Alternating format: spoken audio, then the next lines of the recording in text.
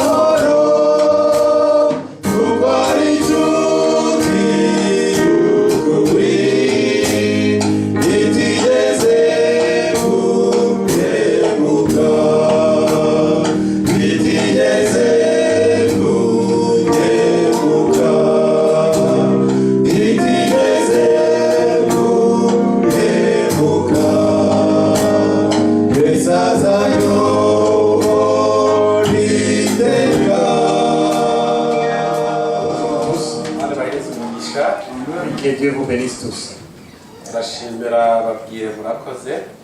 Merci au groupe Babwire. Rien à ajouter. Quand vous allez ajouter quelque chose d'autre, vous allez encore nous donner une autre prestation.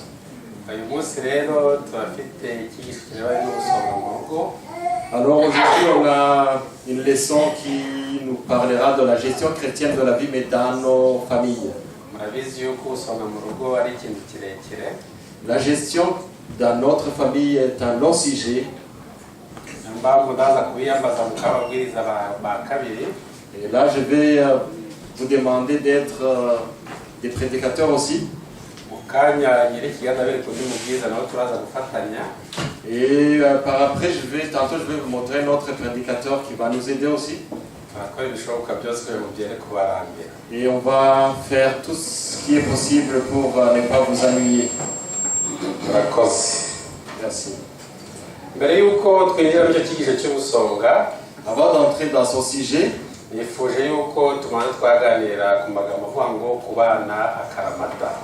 j'ai aimé que nous puissions discuter ensemble du titre d'aujourd'hui. Ça veut dire vivre éternellement. Vivre ensemble éternellement. Je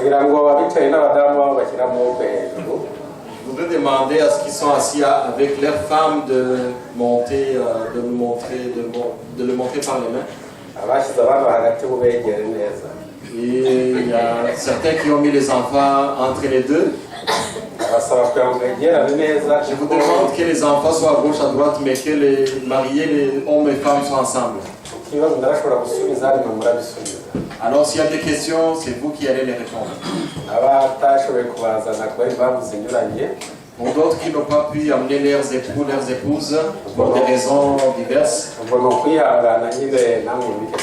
alors je vous demande de patienter, vous allez voir qu'est-ce qui se passe ici. Dans Genèse chapitre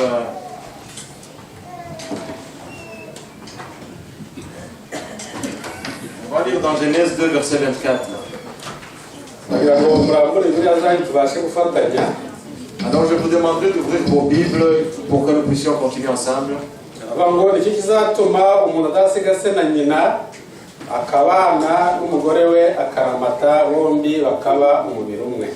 Alors c'est pourquoi l'homme quittera son père et sa mère et s'attachera à sa femme et ils deviendront une seule chair. Pour certains, ça fait longtemps qu'on vous a prononcé ce verset. Pour certains, c'est depuis longtemps. Peut-être qu'il y en a d'autres qui n'ont pas eu la chance d'avoir ce verset. Mais aujourd'hui, on va partager ensemble ce verset. C'est pourquoi l'homme quittera son père et sa mère. Et s'attachera à sa femme, ils vivront éternellement, ils vont former une seule chair. Mais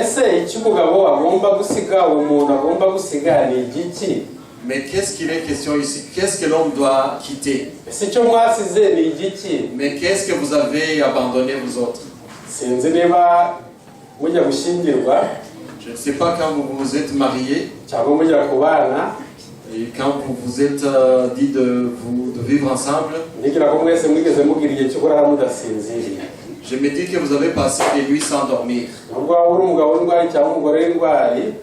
Même si on est un homme robuste, un homme... ça s'est passé aussi. Le jour où vous avez dit mariage, je suis sûr qu'on n'a pas bien dormi. Et c'est pour ça que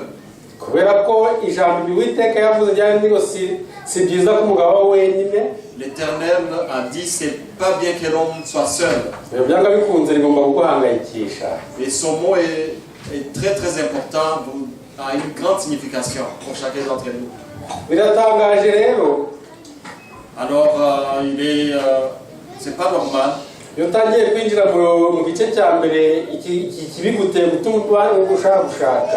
Et quand on commence à se dire, mais pourquoi je dois vivre avec quelqu'un? Alors vous vous dites absolument, il faut que je cherche quelqu'un à qui vivre ensemble. Et là, ça devient comme un projet, vous entrez là-dedans. Et si par chance, tu as la chance d'y entrer, tant mieux. Alors la deuxième étape, ça veut dire vous quittez quelque chose, vous allez quitter des choses. Il y a des raisons qui t'ont fait pousser à chercher. Alors la deuxième raison, il faut abandonner certaines choses. Il n'est pas possible de juste former un couple, une famille sans devoir quitter quelque chose. Il se pourrait que tu étais célibataire qui a fait beaucoup de nuits, tu ne rentrais même pas à la maison. Il se pourrait que tu vis même dans les cabarets. Peut-être que tu vis avec tes amis mais que tu rentres rarement à la maison. Alors quand vous décidez à vivre avec votre époux, votre épouse, absolument il faut abandonner certaines choses. Peut-être que vous passiez les nuits en train de voir votre téléphone sur Facebook, passer le temps sur les messengers, les high-five. Pour certains qui l'utilisent encore, les WhatsApp aussi. Et quand on s'est décidé de fonder une famille, on abandonne tout ça. Une question qui dort mais son téléphone à côté.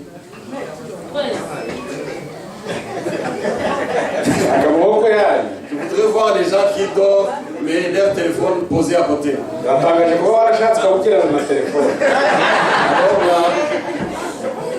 c'est quand même à réfléchir. Comment se fait-il que vous vivez avec quelqu'un mais que vous dormez et votre téléphone dort à côté de vous? Si tu n'arrives pas à abandonner quelque chose, le fait que le petit téléphone là, il faut laisser autre chose. Le téléphone devrait rester au salon. Et là, vous restez dans votre chambre avec votre époux, votre épouse. Je ne sais pas comment tu vas rester sur ton téléphone. Tu vas rester sur ton Facebook, sur les messengers, sur le WhatsApp. Quand est-ce que vous allez dire bonjour à votre épouse? Quand est-ce que vous allez fonder votre famille? Et avant de dormir, vous appuyez sur votre téléphone. Quand tu te réveilles, la première chose c'est le téléphone. Quand est-ce que vous allez fonder votre famille? Quand est-ce que vous allez avoir des conversations sérieuses pour votre foyer? S'il y a actuellement un piège très qui casse les familles, c'est bien le téléphone. Tu vas voir des messages un peu démoniaques qui vont t'annoncer des bonnes choses. Des choses que peut-être ton mari ou ta femme ne pourra pas te dire. Je ne sais pas qu'est-ce qui va se passer entre votre couple.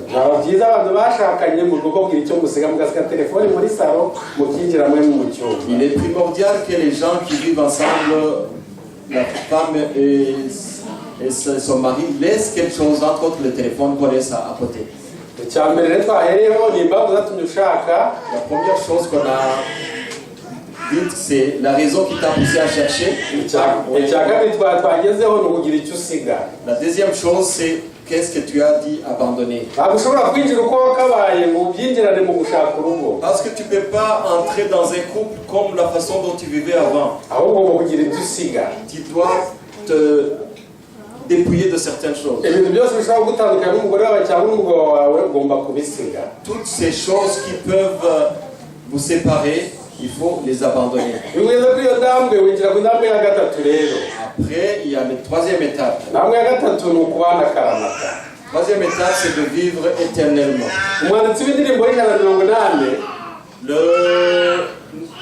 personne qui a écrit le chant 180.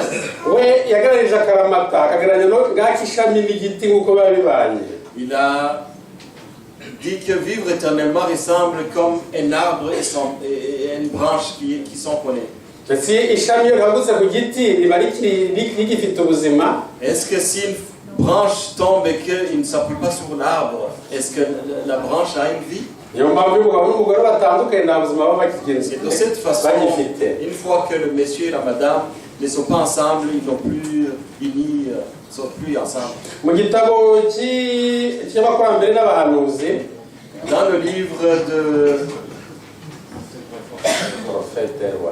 Dans le livre de Prophète et Roi, page 20, Ellen White a dit, Eva, c'était la deuxième vie d'Adam, qui montrait l'union restreinte entre les deux.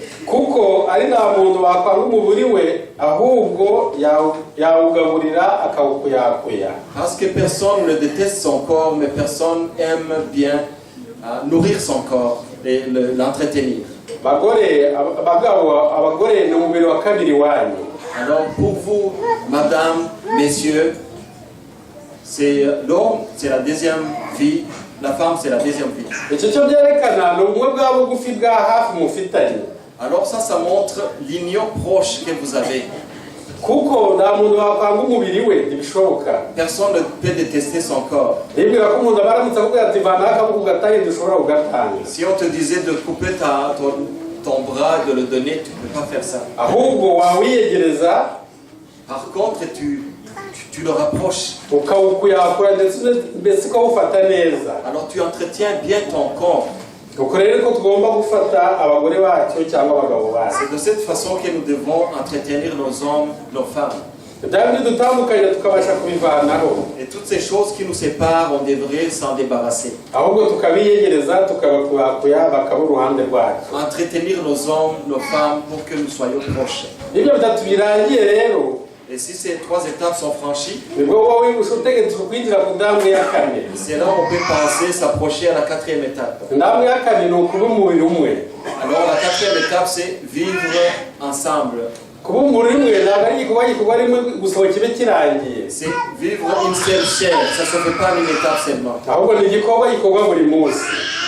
C'est une étape à franchir chaque jour. C'est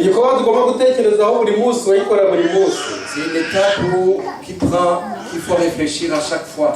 Nous lisons dans 1 Corinthiens 6, versets 16 et 17. Alors, il nous montre l'exemple d'union. Ne savez-vous pas que celui qui s'attache à la prostituée a un seul corps avec elle? Car, est-il dit, les deux deviendront une seule chair. Mais celui qui s'attache au Seigneur est avec lui un seul esprit. Qui s'attache à la prostituée devient un seul corps.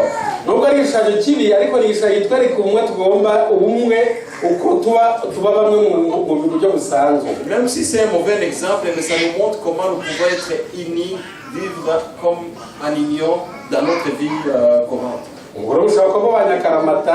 Si vous voulez avoir votre femme et que vous voulez vivre éternellement, alors sûrement que tu as dû abandonner certaines choses. Des raisons qui t'ont poussé à les abandonner. Mais la quatrième étape, c'est essentiel parce que c'est là où vous êtes un seul corps. C'est une amélioration continue qui permet d'avoir une saine relation. Mais qu'a dit l'apôtre Paul dans Ephésiens 5, 31 32?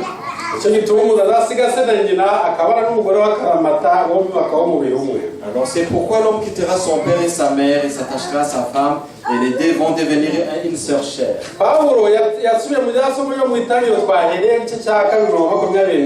C'est sûr que l'apôtre Paul a dit, révisez le verset qu'on a lu, qui se trouve dans Genèse 2, verset 24. C'est pourquoi le père, le monsieur quittera son père et sa mère. Il va vivre avec sa femme éternellement. Et les deux vont devenir une seule chair. Mais ça représente quoi? Si on y pense, ça fait quoi? Qu'est-ce que ça représente? Alors l'apôtre Paul a continué, il a dit, ce mystère est très grand. Mais ce que je dis, ça a un rapport avec Christ et son Église.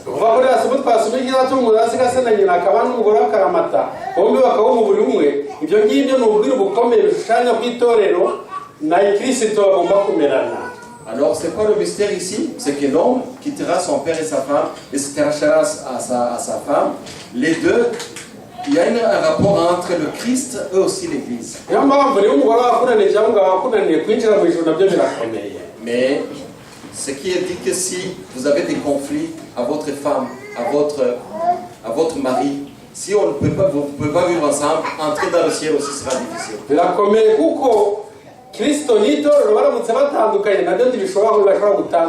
C'est comme Christ se détacher de l'Église. Qu'est-ce qui se passe? C'est des choses à réfléchir.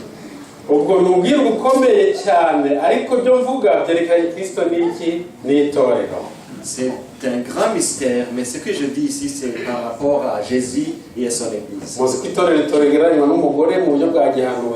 Dans la prophétie, on représente souvent la femme à l'Église. Et nous sommes les époux du Christ. Si alors on veut suivre Christ, qu'est-ce que nous devons faire? Alors il doit y avoir des raisons qui nous poussent à suivre Jésus-Christ. Alors si vous n'avez pas de raisons pour suivre Jésus, alors le suivre va être compliqué.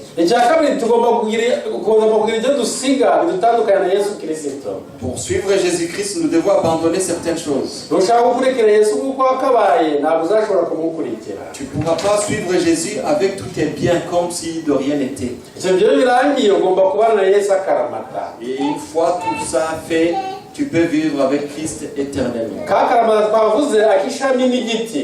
Cette image que nous a donnée de vivre éternellement, c'est comme la branche est collée à l'arbre.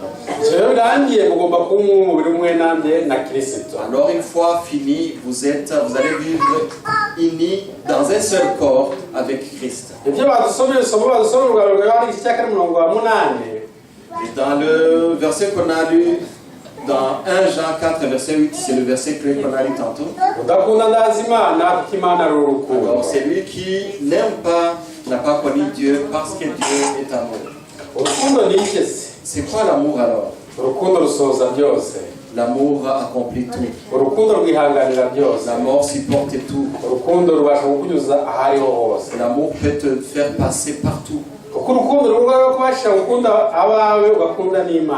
La façon de tu aimes tes siens, c'est une façon aussi, ça te représente comment tu vas aimer le Christ. L'amour, c'est un caractère de Dieu. Les gens ont l'amour,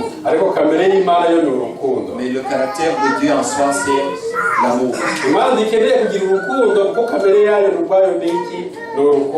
Dieu n'a pas besoin d'avoir l'amour parce que l'amour est à lui. Alors nous devons faire une copie collée de l'amour du Christ. Dans 1 Corinthiens 12, verset 27,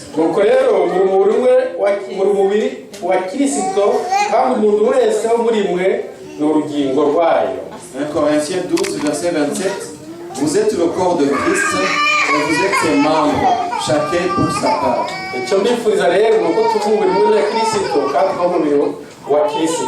Alors ce que je vous demande, c'est de continuer à être avec de vivre un seul corps avec le Christ. Imana idufashe ivane ibidutandukanya byose. Que Dieu nous aide pour que tout ce qui nous sépare, Ahubwo twakire Yesu mu bugingo bwacu.